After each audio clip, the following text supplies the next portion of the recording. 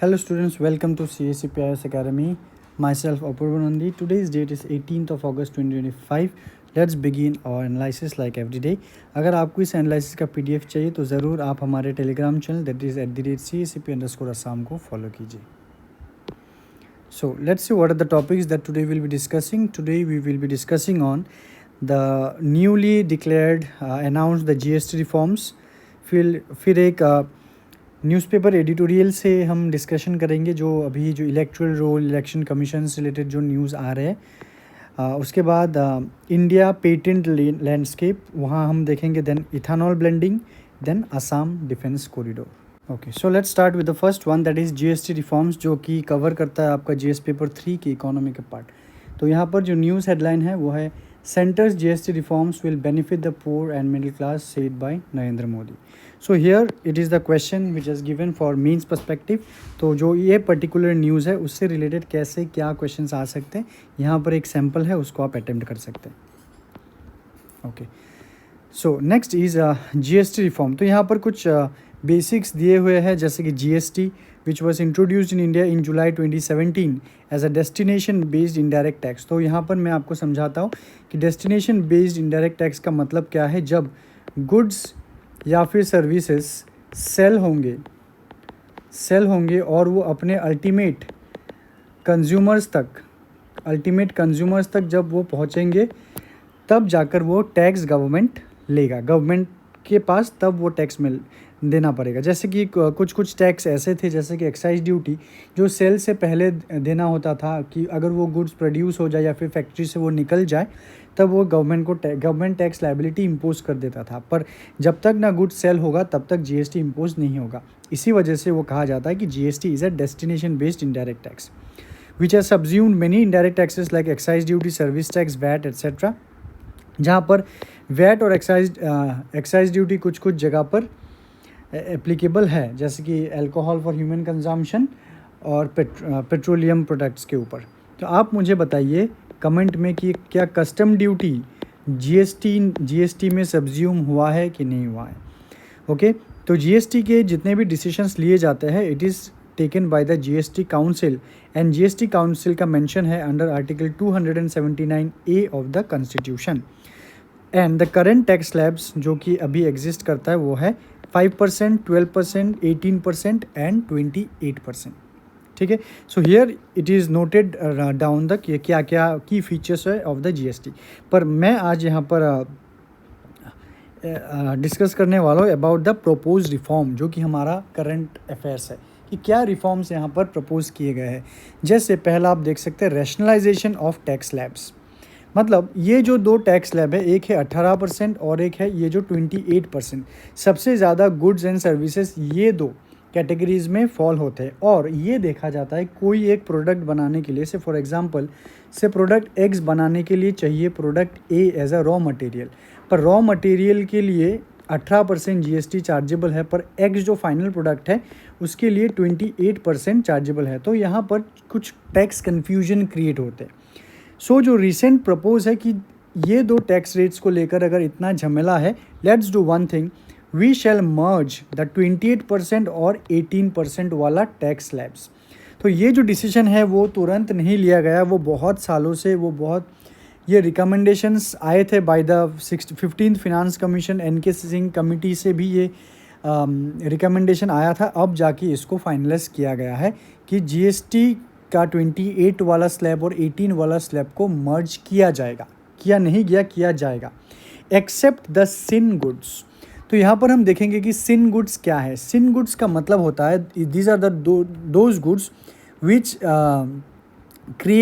Have a negative impact on human health और या फिर लग्जरी आइटम. जैसे सिन गुड्स बोले तो टोबैको ये ह्यूमन हेल्थ के ऊपर ये इफ़ेक्ट करता है, इसको इसीलिए सिन गुड्स कहा जाता है. फिर जो लग्जरी आइटम्स है उनको भी सिन गुड्स कहा जाता है. गुटखा वो सब सिन गुड्स है. ठीक है, उन सब को यहाँ पर शामिल नहीं किया गया. रैदर ये सिन गुड्स के ऊपर 40% टैक्स लगाया जाएगा. ठीक है, आप लोग मुझे ये कमेंट में बताना कि ये एक डिसीजन अच्छा डिसीजन है या फिर ये इसको आप एक बुरा डिसीजन मानोगे. ठीक है, then it is said that 5% वाले स्लैब में ऑलमोस्ट 12% गुड्स है, मतलब sorry almost all the 12% goods are now shifted towards the 5% slab, और most 28% goods will be shifted to 18% of slab. तो यहाँ पर देखा जाता है तो जीएसटी टैक्स जो स्लैब है उसको कम किया गया है। And what is the target? There target है कि there should be a long term single tax GST regime, जैसे कि डेवलप्ड कंट्रीज़ में होता है कि single slab GST regime. Alright, कि ये बाय 2047 इंडिया को करना है, अगर इंडिया को एक डेवलप्ड नेशन कहलवाना है तो। I hope this is clear to all my viewers. Okay, now what does the government expects there? We have to look here. First thing government expect here are certain economic impact. कैसे? जैसे ही अगर tax rate कम हो जाए तो compliance ज़्यादा होंगे, मतलब ज़्यादा जो लोग हैं या फिर ज़्यादा बिजनेसेस वो टैक्स कंप्लायंट होंगे, टैक्स पे करेंगे, विच will eventually more buoyant tax revenues. कि टैक्स कंप्लायंस जितने ज़्यादा होंगे, मतलब इस तरफ से टैक्स रेट कम होने की वजह से ज़्यादा लोग टैक्स जो अभी नहीं दे रहे हैं वो टैक्स अभी देंगे, तो that will result into more tax revenues. उसके बाद MSMEs and farmers will gain from the lower tax on raw material and intermediaries, ठीक है, which will eventually could help जो ग्लोबल टैरिफ शॉक्स है, जैसे कि यूएस ने इंडिया के ऊपर टैरिफ इंडियन एक्सपोर्ट्स के ऊपर लगाया है, उसको कहीं ना कहीं पर उस चीज़ को न्यूट्रलाइजेशन हम देखेंगे। Next is reform. कुछ फिस्कल रिफॉर्म भी हम यहाँ पर एक्सपेक्ट कर सकते हैं, जैसे reform to be fiscally sustainable. जैसे शॉर्ट टर्म में रेवेन्यू लॉस हो सकता है गवर्नमेंट का due to lower tax rate, जैसे कि 12% के जगह पर अभी 5% टैक्स लेंगे, तो शॉर्ट टर्म में ये क्या होगा, कम टैक्स कलेक्शंस होंगे। पर मीडियम टर्म में यहाँ पर आपको हायर कंजम्पशन देखने को मिलेगा, क्योंकि चीज़ों के दाम जब कम होंगे तब लोग ज़्यादा कंज्यूम करेंगे, ठीक है। हायर कंजम्पशन मतलब ज़्यादा कंप्लायंस और टैक्स रेवेन्यू ज़्यादा collection, which will then eventually remove the distortions, जैसे कि inverted duty structure. Inverted duty structure का मतलब क्या है?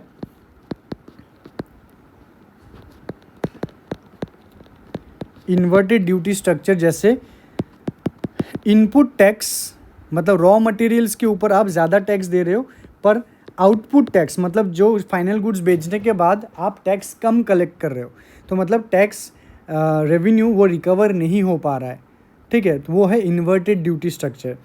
देन कुछ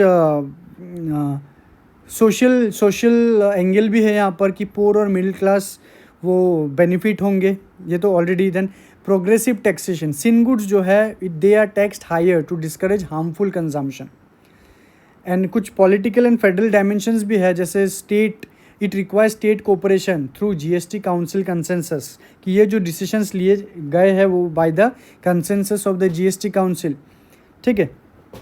तो ये सब चीज़ें हमें देखना होगा। पर यहाँ पर कुछ चैलेंजेस भी हम यहाँ पर नोट कर सकते, जैसे चैलेंजेस जैसे कि रेवेन्यू लॉस कि जो टैक्स कंप्लायंट अगर नहीं हुए तो लोग बाग फिर से अगर टैक्स चोरी करने लगे तो फिर से टैक्स कम कलेक्ट होने के चांसेस है, और शॉर्ट रन में ज़रूर टैक्स कम कलेक्ट होगा। फिर there can be federal trust deficit, जैसे ऑपोजिशन स्टेट जो है वो इस टैक्स कट को रेजिस्ट कर सकते हैं। देन सिंगल स्लैब जो हमें करना है, यहाँ पर जो हमने लिखा है सिंगल स्लैब करना है, that is a very long road to travel, ठीक है। और जो कि आज के डेट में जो ग्लोबल ट्रेड अनसर्टेनिटी है, तो that may not lead to a positive impact on the overall tax structure of India. Alright, तो ये है about the content about the GST reforms. So ये इस न्यूज़ के ऊपर आज से हम MCQs भी स्टार्ट करेंगे। तो यहाँ पर हमने एक questions we have drafted here कि with the reference to the propose next generation GST consider the following statement कि the new tax proposal seek to reduce the current 4 tax slabs into 2 slabs 5% and 18%. Then statement 2, a special 40% tax slab has been proposed for luxury and sin good. The GST council chaired by PM will take the final decision on the new regime. So these are the 3 statement और यहाँ पर options है। आपके current आपके correct answers आप हमें comment में बोलिए, ठीक है। So the next news is about roll recall election commission of India failures. तो what is the news here? The news is the supreme court's intervention highlights the election commission of India's procedural failures. ठीक है, मतलब यहाँ पर headline ये कहता है कि सुप्रीम कोर्ट जो यहाँ पर इलेक्टोरल रोल में जो इंटरवीन कर रहा है, इसका ये मतलब दर्शा रहा है कि इलेक्शन कमीशन ऑफ इंडिया का जो प्रोसीजर्स फॉलो कर रहे हैं वो फेल्ड प्रोसीजर्स है। तो इसके लिए इसको लेकर एक एनालिसिस आया है, तो उसको हम देखेंगे। इसके पहले आप ये क्वेश्चंस को ज़रूर नोट कीजिए। So if you are going to read the election commission of India, इसके बेसिक्स भी आप ज़रूर देख लीजिएगा। जैसे इलेक्शन कमीशन ऑफ इंडिया ये कॉन्स्टिट्यूशनल बॉडी है, it is a constitutional body. और कौन सा आर्टिकल इसको गवर्न करता है? ये article 324 governs it. And it is responsible for what? It is responsible for superintendence, direction and control of elections.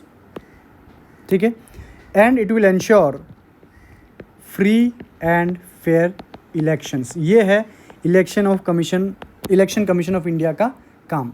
And also to prepare and revise electoral rolls, to prepare and revise electoral roll. तो इसी को लेकर झमेला है, ठीक है। सो electoral roll revision जो है ये एक समरी रिवीजन होता है जो हर साल कंडक्ट किया जाता है।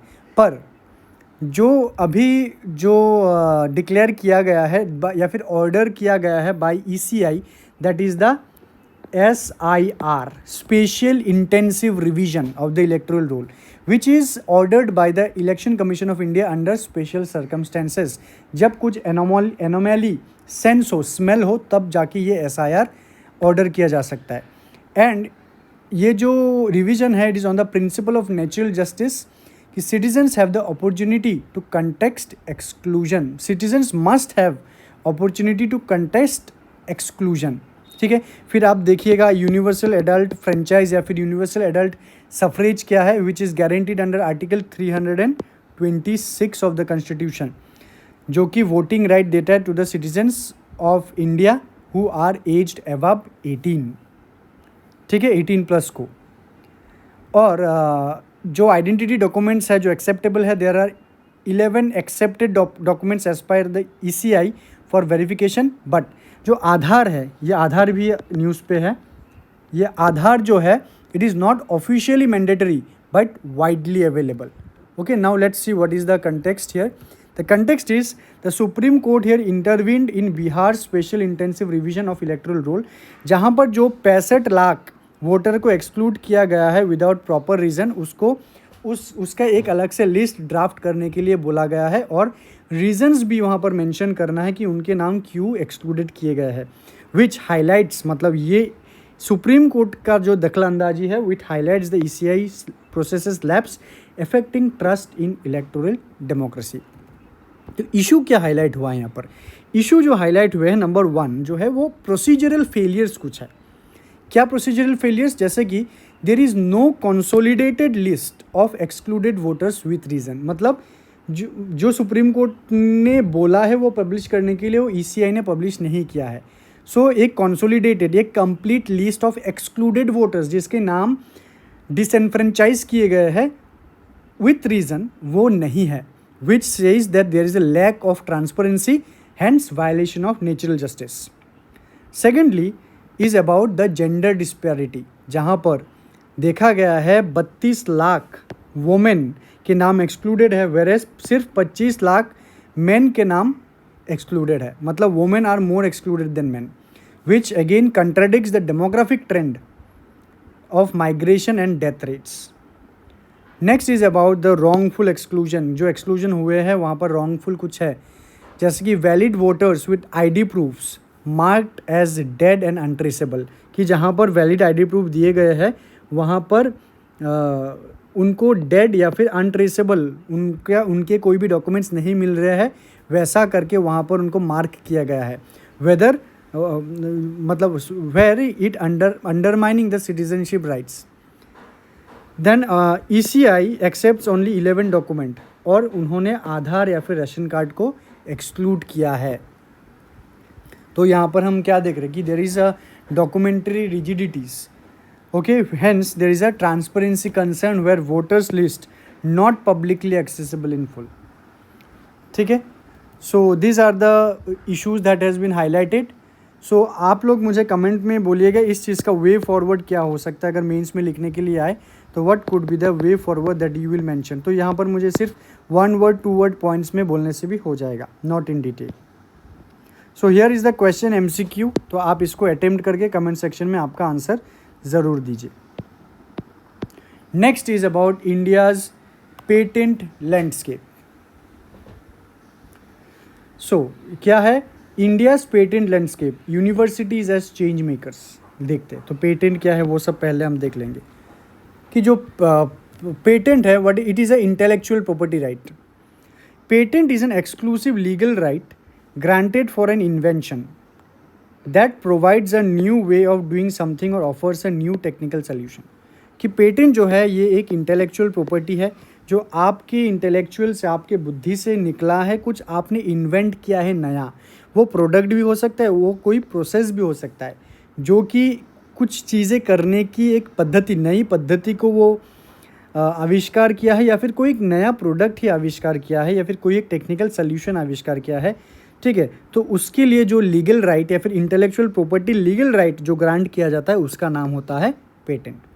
तो इंडिया में जो पेटेंट ग्रांट होता है वो it is governed by the patents act 1970 as amended.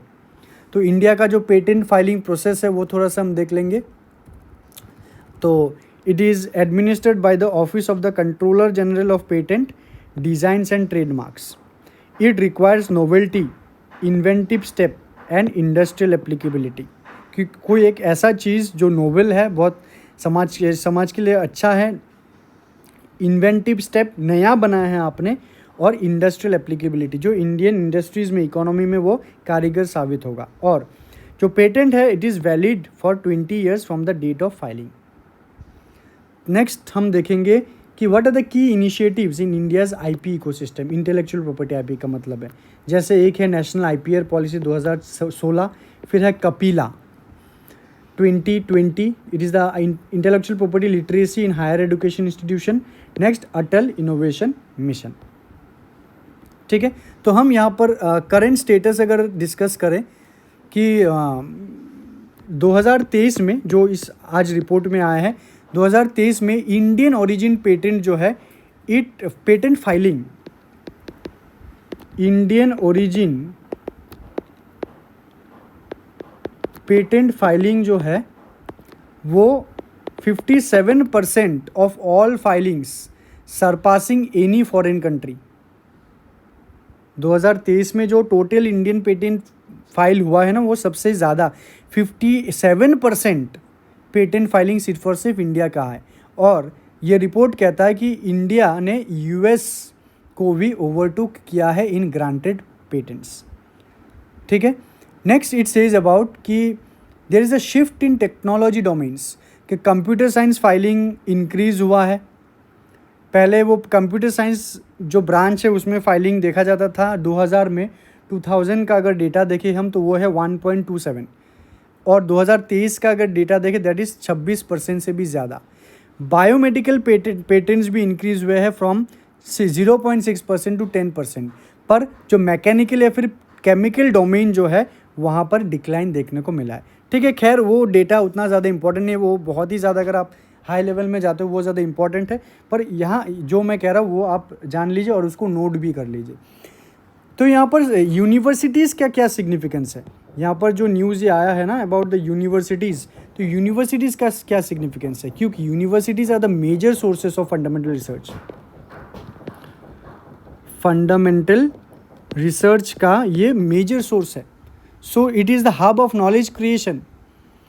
Then accessibility, जो IP सेल्स है या फिर लीगल सपोर्ट यूनिट्स है, make patent easier for students and faculty, कि अगर आप यूनिवर्सिटीज़ से कर रहे हो उन चीज़ों को, तो आपको IP intellectual property cells universities में होंगे, लीगल सपोर्ट यूनिट्स यूनिवर्सिटीज़ में होंगे, जो ये सब प्रोसीजर करवाने में आपको बहुत ज़्यादा स्मूदनिंग दे सकता है। फिर द टेक्नोलॉजी ट्रांसफ़र ऑफिसेज जो है, that helps in monetizing the patents, that which encourage the thing, helps you in commercialization and hence it will give you a thrust in inclusive growth. ठीक है, सो वहाँ पर कुछ चैलेंजेस भी है, जैसे कि भारत में देखा जाता है there are very low research and development spending. India सिर्फ अपने जीडीपी का 0.67% ही रिसर्च एंड डेवलपमेंट में स्पेंड कर रहा है, वेयरएज चाइना और यूएस में 2.5 और 3.5% रिस्पेक्टिवली स्पेंड किया जाता है, और वहाँ उनके जो जीडीपी है वो भी बहुत ज़्यादा है। ठीक है, अभी भी। और नेक्स्ट चैलेंज क्या है, इंडिया में अभी भी 80% पेटेंट अभी भी पेंडिंग है, which awaits decision and pointing at a backlog there. Patents जो है इंडिया में वो उनके बहुत ज़्यादा लिमिटेड कमर्शियलाइजेशंस है, which remain unused without industry linkage को। क्या वो जो स्टूडेंट्स है या फिर जो साइंटिस्ट वो बना तो लेते पर उसको कमर्शियलाइज नहीं कर पाते। ठीक है, and the professors and researchers they face funding constraint, funding deficit भी इंडिया में देखा जाता है। ठीक है, so here is the question about this news. क्या है, with reference to India's patent ecosystem consider the statement, कि 2023 में more than half of the patent filed in India were Indian origin applicant, the share of the patent filed by universities and education institutions has declined इन 2000। तो जो चीज़ें मैंने आप अभी ऊपर discuss किया है उसी के ऊपर ये यहाँ पर क्वेश्चन आधारित है। उसका आंसर आप कमेंट सेक्शन में हमें पॉजिटिवली बोलिएगा। So the analysis, the interaction must be two way and not one way. So your views, your answers are always welcome by CSAPIS academy. So next is about ethanol blending. तो यहाँ पर news क्या है कि ethanol blending या फिर E20 जो 20% ethanol blending है अभी, तो उसका क्या इम्पैक्ट है अभी तक। critically evaluate the role of ethanol blending in India's energy transition, discuss its economic, environmental and strategic implication vis-a-vis electric mobility। तो पहले देखते हैं कि इथानॉल क्या है। This are your basic. Ethanol is a biofuel या फिर ethyl alcohol which is derived mainly from sugar cane, rice, maize या फिर अदर बायोमास। एग्रीकल्चरल वेस्टेज से इथानॉल डिराइव किया जा सकता है। और इंडिया का जो EPB है जो 2023 को इंट्रोड्यूस हुआ, which has been scaled up by national policy on biofuel in 2003 था EBP, और इसको स्केल अप किया गया बाय द NPB इन 2018, जहां टारगेट क्या है बाय 2030 एडवांस टू 2025 कि इंडिया में जो पेट्रोल है वो 20% ब्लेंडिंग हो जाना चाहिए। करंट स्टेटस क्या है, India has achieve the 20% blending 5 years ahead of the schedule. ठीक है, तो इसमें पॉजिटिव क्या क्या हो सकता है। Obviously there will be a positive कि यहाँ पर इकोनॉमिक बेनिफिट्स आपको देखने को मिलेंगे, जैसे इंपोर्ट बिल कम होगा इंडिया का, कि इंडिया ने 2014 से 2025 तक 1.4 लाख करोड़ सेव किया है already. This is the result. फिर शुगर केन फार्मर्स के लिए एक स्टेबल इनकम जनरेट हो रहा है, क्योंकि उनको जो वेस्टेज है या फिर उस वेस्ट का भी डिमांड है, तो शुगर केन फार्मर्स को एक बूस्ट मिला है, एक अलग से मार्केट मिला है शुगर केन फार्मिंग के लिए। तो जहाँ पर 1.2 लाख करोड़ फार्मर्स को पे किया गया है अभी 2015 से अभी तक। नेक्स्ट, एनवायरमेंटल गेन भी कुछ है, जैसे CO2 एमिशंस कट हुए हैं by 700 lakh tons, which is contributing to India's climate commitment NDCs, nationally determined contributions under Paris climate agreement. फिर एनर्जी सिक्योरिटी में भी वो सपोर्ट दे रहा है, जैसे डाइवर्सिफिकेशन ऑफ एनर्जी सोर्सेस, अलग अलग जगह से एनर्जी सोर्स की सिर्फ और सिर्फ पेट्रोलियम के ऊपर निर्भर नहीं है रहना, इंडिया का अपना बायोफ्यूल भी है, विच अगेन इस reduction in dependence on volatile oil import. Volatile oil import मतलब बाहर से जो तेल हम इंपोर्ट करें उनका जो प्राइस है वो स्टेबल नहीं है because of many geopolitical events. ठीक है, so there is again the question on ethanol blending, इसका भी आंसर आप हमें कमेंट सेक्शन में बोलिएगा। Next is about Assam defence corridor. ये आपका GS5 का होगा, ये GS5, this will be GS5, GS3 में भी आएगा, GS5 का भी होगा, असम डिफेंस कॉरिडोर।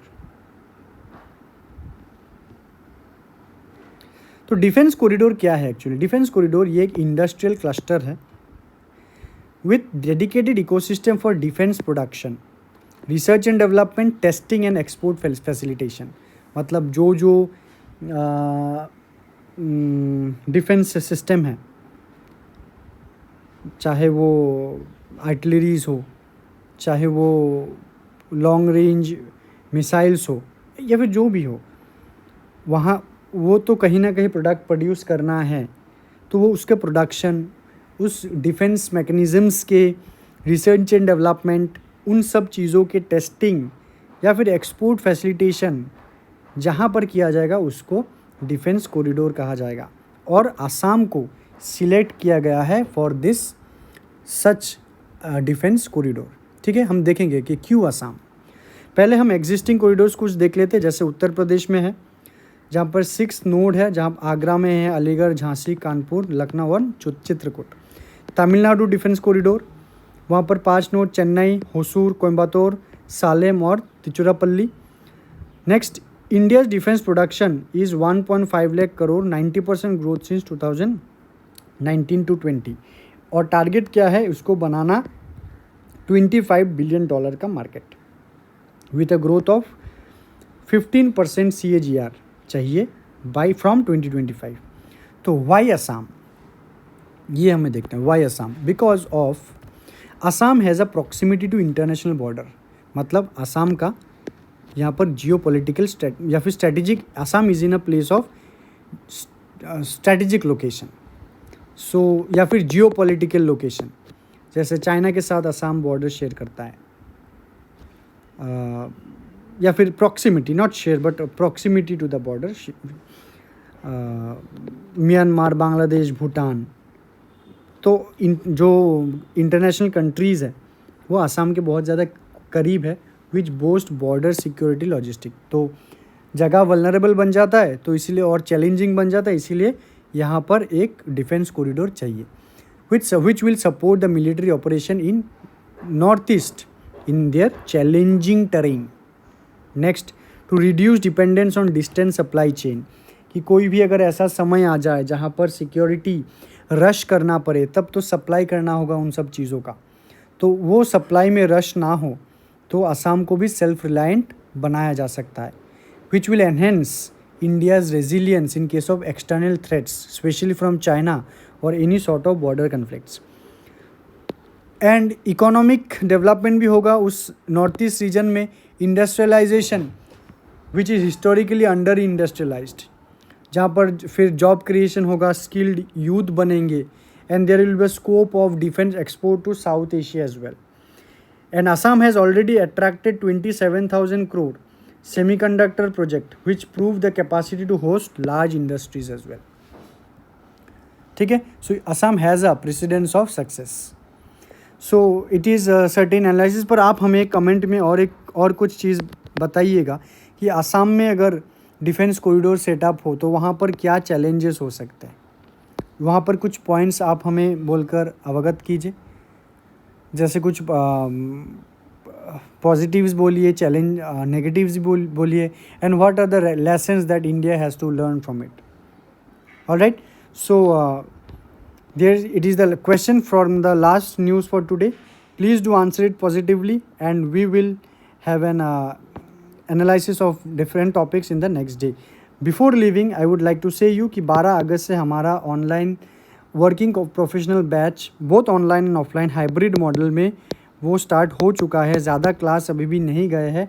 अगर आप वर्किंग प्रोफेशनल हो और आपको अगर गाइडेंस चाहिए, मेंटरशिप चाहिए, तो आप CSAP IAS अकेडमी को जितना जल्दी हो सके आप ज्वाइन कीजिए। Till then thank you so much. Don't forget to like the video and subscribe to CSAP IAS academy and thank you so much and take care.